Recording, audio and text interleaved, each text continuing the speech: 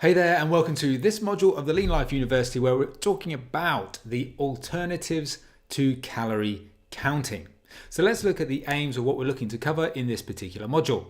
Now, we're going to highlight the alternatives for creating that all-important calorie deficit without using MyFitnessPal. So without tracking specifically how many calories are in each of the foods that you're eating on a daily basis. You don't have to use MyFitnessPal. If you find MyFitnessPal is the best way for you, then great. But some people don't, and they want different approaches, and that's what we're going to be talking about in this particular module. And I'm also going to provide you with some options that you can look at that may suit your lifestyle more than calorie counting specifically, because that's what it comes down to: adherence. What fits into your lifestyle the best so you can adhere to a calorie deficit for the long term. So as we remember the nutrition pyramid, we are talking about calories. Whether it be fat loss or whether it be building muscle, calories are king. And we need to make sure that we are managing that energy balance and we are managing calories throughout this process. But this module is going to specifically really talk about creating that calorie deficit. So as I mentioned, calories still matter. But the key sentence here is that calories count, but you don't have to count calories. So yes, you need to understand that the principle is still there, and the principle is still all important. The energy balance, i.e. calories in versus calories out, is what you need to understand, and a deficit is what you need to achieve if fat loss is the goal. But you don't have to specifically count every calorie in order to create that deficit. There are other ways to do it. So as I say, there's multiple different options to be able to do that. MyFitnessPal does have its advantages. Obviously, MyFitnessPal has some disadvantages too. The database, for example, sometimes there are foods that are a little bit out of whack when it comes to the calories or the macro breakdown of those foods. But by and large, they're there or thereabouts, and as good as you probably need to get in terms of tracking your food. So in that sense, MyFitnessPal offers a little bit more accuracy. If you're eating foods that have, for example, barcodes like protein bars or ready meals, or food that you're buying from a supermarket that has barcodes, it has the nutritional information clearly on that label, it makes it easier to track. But there's a disadvantage to it if you're always eating out, you're always eating food that you can't really guesstimate the calorie content of, or simply if you find it all a little bit too overwhelming or a little bit difficult to follow. And that's where these alternative methods come in. Now, the options that we're going to cover in this module include habit-based eating, portion control, intermittent fasting, carb cycling, and simplified tracking. They're just 5 of many different ways that you could go about tracking your progress without actually specifically counting calories. So I'm going to roll through these now, and it's up to you to decide, well, is MyFitnessPal still the best solution for me, or is it one of these 5? Now let's start with habit-based eating. So what is that? Well, this is the creation of simplified healthy eating habits. And what you're going to be doing is setting yourself some rules, things that you will abide to and you will stick to on a daily basis, and therefore start to create a healthy eating habit that is designed, when they're all put together, to give you that calorie deficit. Now, you need to make sure that these rules are sensible, they're achievable, they're not going to cause you to just eat weird stuff or only be able to follow them for 1 or 2 days of the week. It's about providing consistency.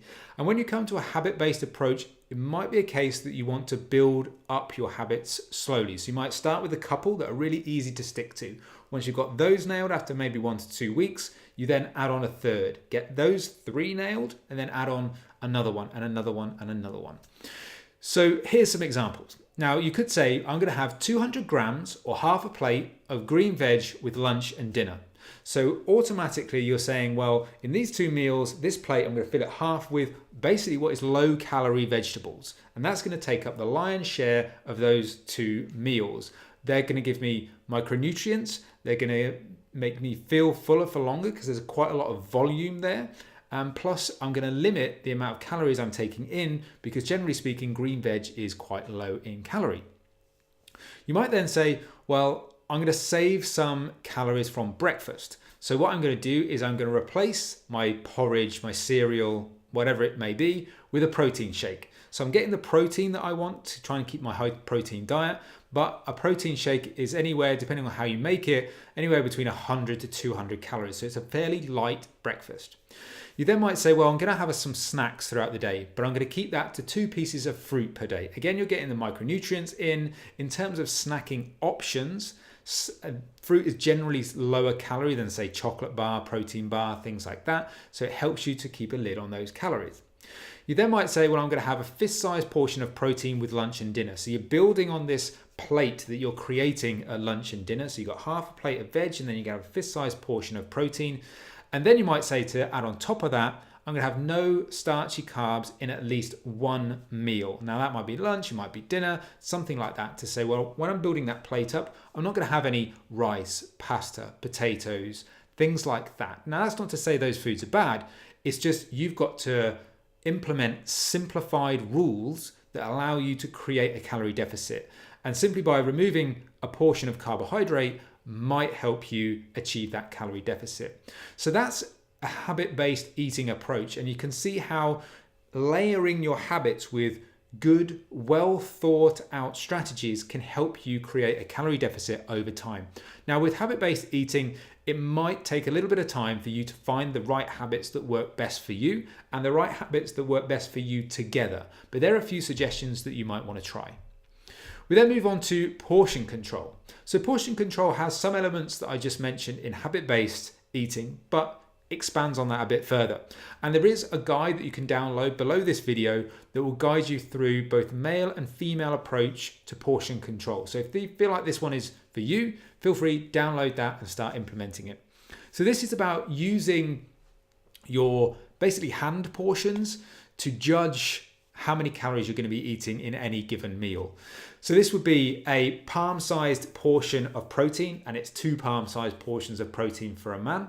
Then you go for 2 fist-sized portions of veg, a cupped handful of carbs, and that's cooked carbs. And then you would have a thumb-sized portion of fats, healthy fats. And in certain cases, this is doubled up for men. And that's a very rudimentary way for you to get to that calorie deficit. Again, it's about controlling, it's about managing portion size. And you can imagine using this when you're out in a restaurant maybe. So when you order something and maybe the steak is half of the plate, then you can say, well, I'm only going to have what is essentially a palm-sized portion of that, and I'm going to leave the rest. Now that might take quite a bit of willpower to just leave half a steak or whatever it may be, but it is a way for you to exercise portion control. And again, you've got to see if this method is going to work for you. Some people, this just won't work and they just won't feel like using it, because most of the time it's going to require simplified meals. It's going to require you to have a protein, some veg, and some carbohydrate. For example, having very complex recipes with all the ingredients mixed together, that just becomes a very difficult thing then to do from a portion-based process. So again, the thing you have to remember here is, because you're not tracking, there are usually an extra level of restrictions that you have to compromise. So if you feel like tracking is too difficult, but tracking gives you a lot of flexibility because you literally have anything. Whereas this sort of approach is saying, well, I have to make more sacrifices so that I can have a simplified approach. The next one is intermittent fasting. And this is eating ad libitum, so whatever you want, in a fixed window. Now, there are lots of different ways to do this. Most common you hear talked about across social media is 16-8. And that just refers to the amount of hours that you fast versus the amount of hours that you have to eat. So that is a 16-hour fast and then an 8-hour eating window. Usually that 8-hour eating window is between 12 p.m. and 8 p.m. and then 8 p.m. through to 12 p.m. the next day is the 16-hour fast, and you just cycle that process. Now that's just basically, you're just skipping a meal in that scenario. You're just skipping breakfast and any snacks you might have, and you're having your first meal at lunch.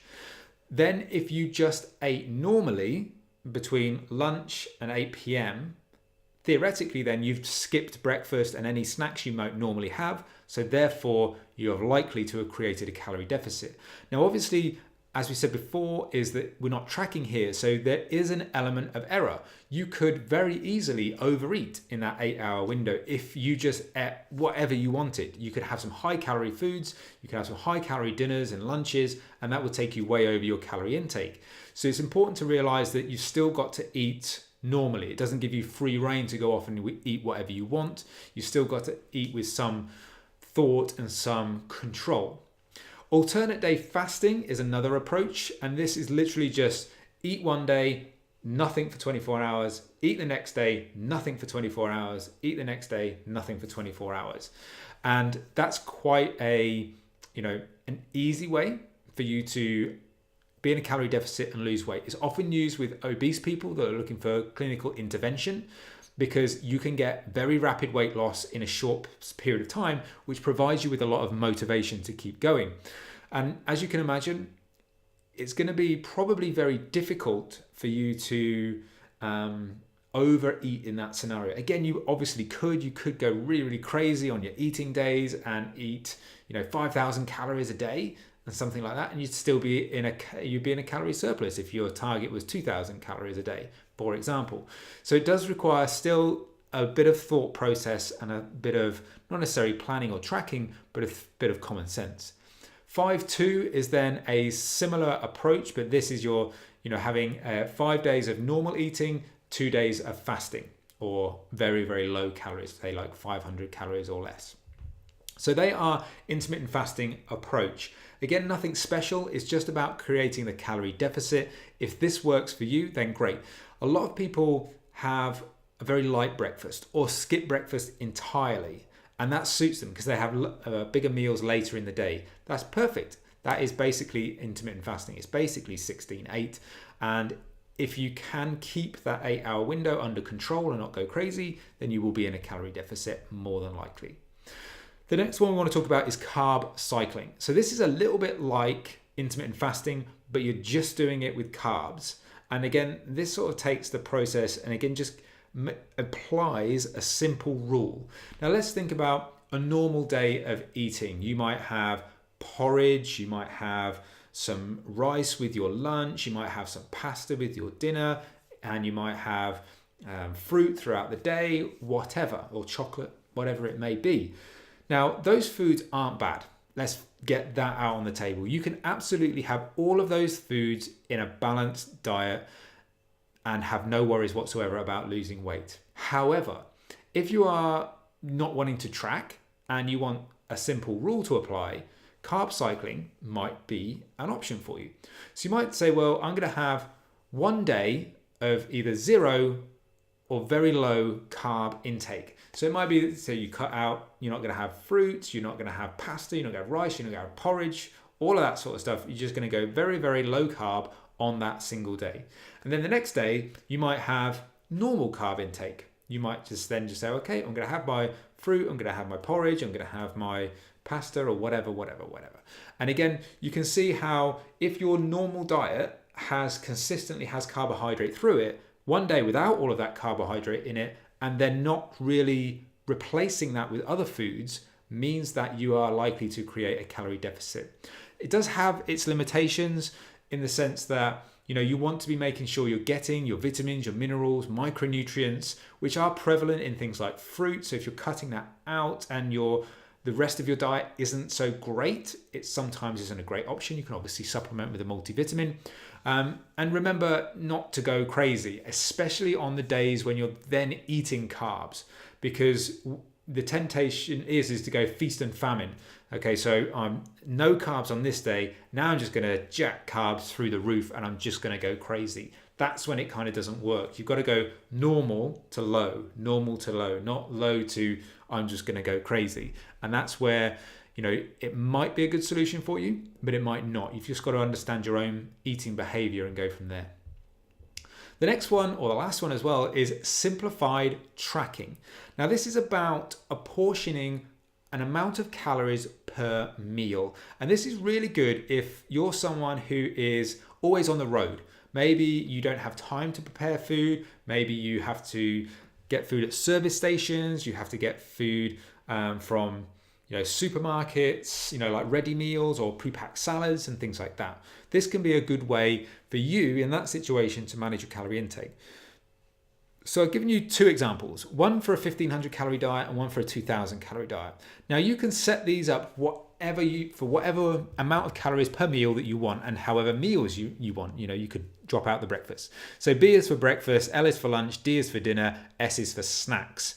So in a 1500 calorie diet, you might say, well, breakfast is usually quite light. So I'm just going to have 250 calories for breakfast. Then I'm going to have 500 calories for lunch, 500 calories for dinner, and 250 calories for snacks.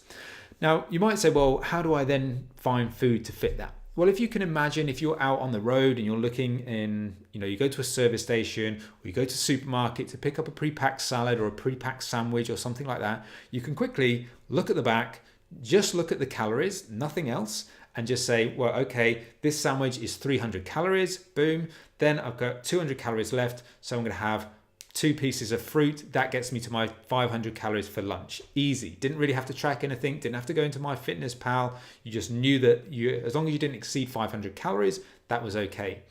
You then might say, well, okay, I'm at home now, so I'm going to cook a recipe. So you could go into the recipe database that we have at Iron Paradise Fitness, or you can pick any recipe online, look for something that's 500 calories and go make that. And that would therefore easily keep you within your target.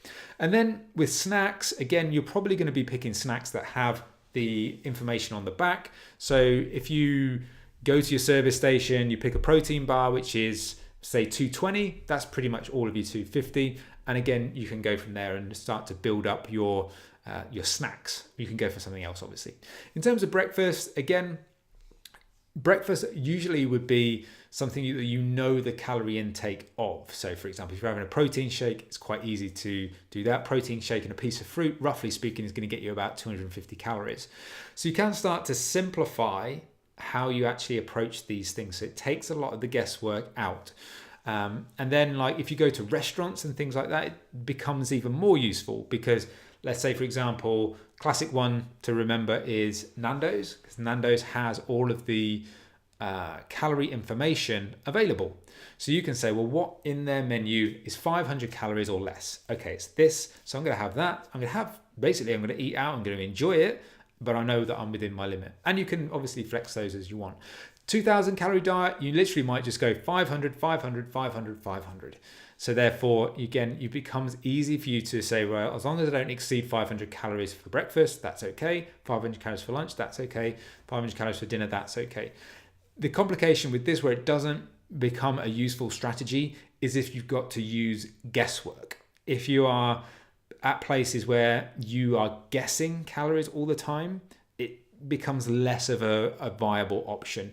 But if you are someone who you're making recipes or you're buying food with nutrition labels on a consistent basis, and that's how you kind of live your life, then this becomes quite an easy option for you to use. And I would highly recommend you have a look at it and try and use it. So in summary, remember that calories matter, but you don't have to count them in order to create a calorie deficit. And a non-tracking method can work if tracking feels overwhelming and you just want that different strategy.